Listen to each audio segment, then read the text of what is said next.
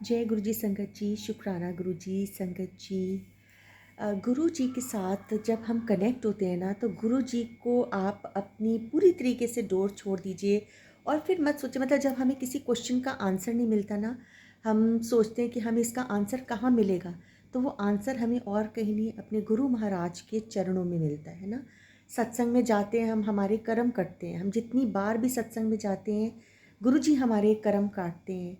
हम वहाँ पे जो लंगर प्रसाद करते हैं, चाय प्रसाद लेते हैं, जल प्रसाद लेते हैं, वो हमारे पता नहीं कौन सी किस चीज़ को गुरुजी महाराज वो हमें खिला पिला के हमको ब्लेस करते हैं, है ना। तो जब आपको सत्संग में जाने का सौभाग्य और ब्लेसिंग मिले तो ज़रूर ज़रूर जाने की कोशिश करिए।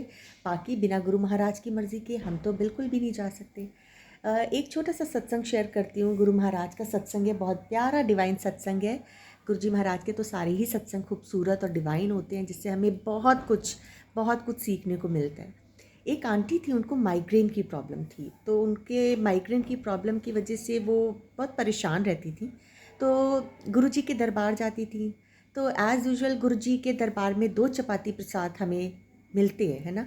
तो वो एक चपाती प्रसाद हमेशा अपने पर्स में रख लेती थी कि घर जाके खा लूँगी, और एक चपाती प्रसाद वो वहीं पे खा लेती थी। जैसे कि गुरुजी ने बोला है कि तुम यहाँ खाओगे लंगर प्रसाद या जो भी आप यहाँ खाओगे तो दवाई, घर लेके जाओगे तो मिठाई। तो वो एक चपाती प्रसाद तो खा लेती थी, और जो दूसरा चपाती प्रसाद था वो पर्स में रख के ले जाती थी कि मैं घर जाके खा लूँगी। तो जब वो नेक्स्ट डे गुरुजी महाराज के दर्शन के लिए आई, तो गुरुजी ने पूछा कि हाँ आंटी, हूँ तेरा दर्द कितना है। तो वो आंटी बोलती हैं कि गुरुजी हाँ वैसे तो पहले से बहुत ठीक है, बट अभी थोड़ा थोड़ा है।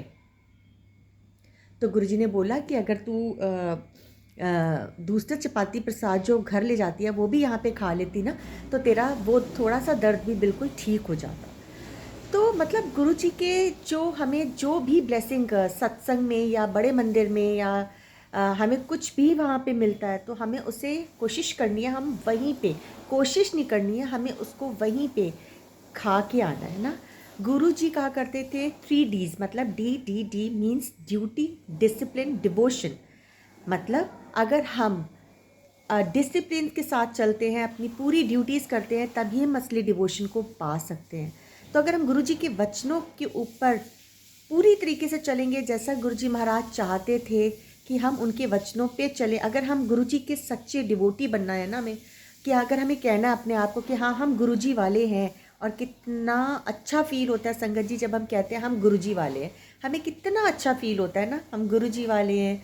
गुरु जी मतलब मेरे पास कोई शब्द ही नहीं है कि गुरु जी में ही कितना कुछ हमें मिल जाता है, हमें संपूर्ण ब्रह्मांड मिल जाता है। गुरु जी हमारे महाशिव है ना, हमें उन्होंने अपने चरण कमलों से लगाए हैं, हमें तो तार दिया उन्होंने, है ना, बिल्कुल हमको पूरी तरीके से ब्लेस कर दिया गुरु जी महाराज ने। तो अगर हमें उनका पूरी तरीके से बनना है ना, तो अपने आप को उनको सौंप दीजिए।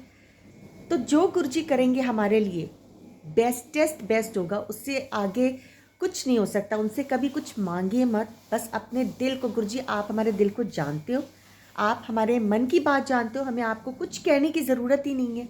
और गुरु जी हमारे वाकई हमारे दिल की हर बात को जानते हैं। हम उनके सामने खड़े होते हैं ना, तो वो हमारा सब कुछ, मतलब उनको पता चलता है कि हमें क्या चाहिए क्या नहीं चाहिए। जो हमें परमानेंटली उनको देना होगा ना, वो हमें परमानेंटली देंगे। जो हमें हमारे लिए ठीक नहीं है, गुरु जी हमें वो कभी भी नहीं देंगे।